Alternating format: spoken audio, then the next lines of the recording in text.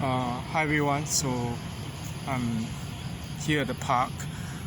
It's pretty late now, and I just thought that because it's actually the day before my birthday, and my birthday is tomorrow on 18 October, so I actually said that I'm trying to just do my best to celebrate my birthday because although I haven't had the habit of celebrating it for years, and especially after all that all those experiences with narcissists and probably even sociopaths and psychopaths over the last few years. That was like years ago, and recovering because of the attempt to recover. I told myself that despite that, I'm going to actually be better to myself. So today I'm actually going to make a really relatively short video, just talking a little bit more about the theme of from surviving to thriving. That's also the title of Pete Walker's book, From Surviving to Thriving, Complex PTSD. So for those who don't really know, I actually went to see a psychologist about a month ago. A month or two ago. We actually had the because although I had been seeing a counselor and all, I thought that the recurrence of all those psychic dreams and nightmares were kind of uncanny. I didn't want to actually get them to recur and mess up my life, especially after all these events I had to deal with, such as my grandmother's death and passing and the funeral, and then certain family members getting diagnosed with COVID for a while and recovering again, including me. So I just want to talk a little bit more about this idea of surviving and thriving, and how this process actually takes, because I think that as I said in an earlier video, the idea of thriving is a very romanticized ideal that has been affected by or influenced by popular media, and even just all those testimonials that we hear from successful coaches and therapists. We have this idea that it's all kumbaya, and that we all go to take a holiday somewhere else and really just end up making a lot of money to recoup what we have lost, and after the narcissistic abuse. But actually, in real truth and in real life, we know that it's not really like that. Most of us, especially those who have been with a narcissist for years, will find that the recovery time doesn't exactly match or correlate to the time that we have spent with them. And when we keep on thinking about that, it actually affects us. But to go back to this, so I want to actually just offer encouragement to everyone who's still struggling, that even if it's not that kind of romantic ideal, healing is possible. You won't leave that hole that that a friend claimed would remain, like the big hole in the stomach, like Goldie Hawn's character in Death Becomes Her, the movie. In fact, I think it's way better, because you will heal, you'll be a better person, you will not actually end up being as naive or easily manipulated as before, and you'll be able to actually repel the efforts of any other narcissist in trying to manipulate you. To get there, the question then is what you need to do. I really think that the first thing everyone needs to do is to really start implementing no contact. If you can't, then at least have little contact. You have third-party apps and everything, so it's possible now, and that applies to the flying monkeys and mutual friends or mutual acquaintances between you and that narcissist in question who's actually causing all that pain and trauma in your life. And I will urge as well that anyone who has been really struggling and trying to find hope and healing, that you start diving deep into yourself, like whether it's via cognitive processing therapy, cognitive behavioral therapy, CBT, or even EMDR, which is eye movement desensitization. This is another kind of a therapy method. Or you can just simply even just do shadow work by yourself. Shadow work.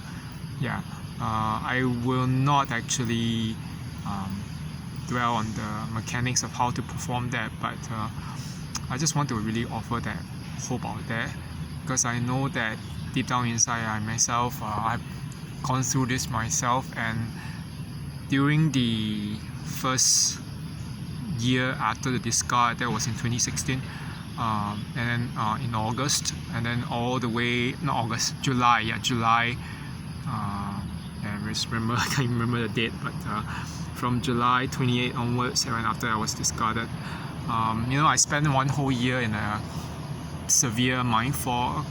I couldn't recognize even who among the people that I knew who was actually a narcissist, who was actually as toxic. And there were also new people, so-called new friends, but I knew and deep down in my heart that some of them were just off. So I would just simply urge that, in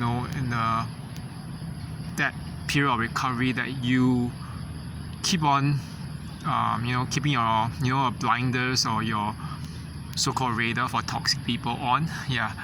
Don't give up, and it's okay to, in the beginning you might feel that I'm being so hyper vigilant, I'm being too careful, but it's okay. This is just the beginning of the process. Once you have actually started to recover, and as you know, the recovery process is a process. It's not always just a destination. Once you are on your way to recovering, you'll be able to actually start implementing more boundaries and more. You'll be more astute in recognizing the signs of toxic behavior in other people, and you can say no. Okay, so it starts with no contact, and after no contact, you have to actually say no. Say no more often to people and to other things, especially what you do not want. Okay, and of course, after saying no, you're gonna say yes to what you really want to do. Okay, and what you want to do, meaning the things that you used to suppress or stop yourself from doing while you're still with the narcissist. So I might have also told you all a little bit about myself in an earlier video, which was quite some time back, which was probably around February or March. I was talking about the idea of fear. The idea of fearing what the narcissist will do to you even after you are no longer with them. Doesn't matter whether your narcissist is a man or a woman or whatever. There's always this fear that lingers around. But to clear that lingering fear will do you a lot of good. And I actually went back to doing things that I really wanted to do, which included things like traveling to countries that I wanted to travel to. That's one sign of my impending recovery. I couldn't really bother anymore about waiting for someone who just didn't really like what I did. So I knew that narcissist back then was always criticizing Koreans and Korean culture. And I mean it's your own personal thing why you don't like something, but you don't have to force me to give up on what I'm actually interested in. My best friend's Korean, and I always travel a few times every year or two just to say hi to that best friend. And yeah, you can't stop me from having my friends and my whole bunch of the social circle elsewhere outside of Singapore. And so yeah, I traveled to different places, including Iceland, Denmark,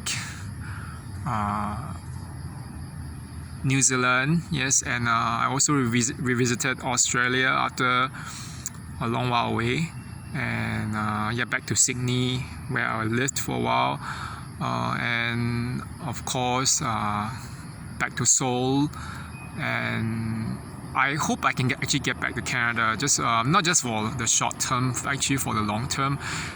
That's in the plan. So whether that really how that plan pans out for now, I don't really know, and I've been praying and hoping, but I realized one thing, when you are with a narcissist, they'll stop you from doing everything that you want to do. So now that the narcissist is out of your life, you should do what you really want to do, even if it takes time, even if it takes you a lot of effort to save the money, don't give up.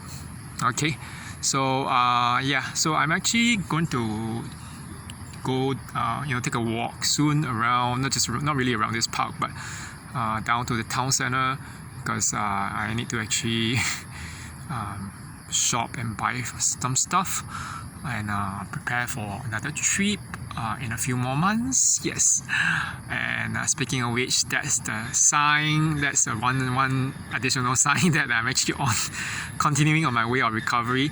So I'm actually very happy, because deep down inside I know that when you start changing your life, when there's no more of that particular narcissist in your life, you really thrive. So that's how it really changed for me. I mean, the mind fog was the worst thing to deal with for that 1 year, but